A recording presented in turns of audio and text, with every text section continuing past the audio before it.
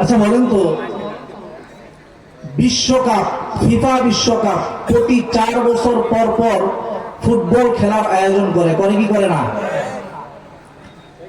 এই বিশ্বকাপ ফুটবল খেলার কিছু নিয়ম কানুন আছে। যেমন একটা মাঠের মধ্যে আমার আপনাদের সকলের পছন্দের দল ব্রাজিল হোক আর আবার আর্জেন্টিনা হোক, যেটাই হোক না কেন,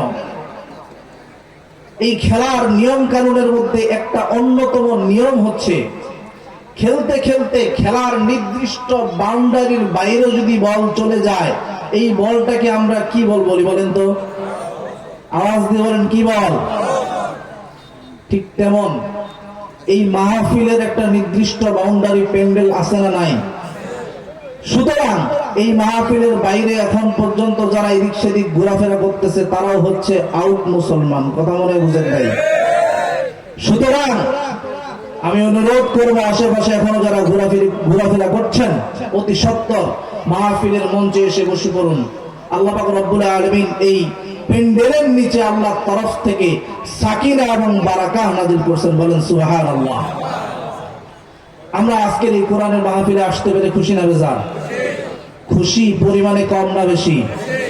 খুশি পরিমাণে আমরা বেশি। এজন্য সেই মহান রবকে আরো বেশি খুশি করার জন্য তারই শিখানো বাক্যে কালিমাতুশ শুকুর আদায় করছি।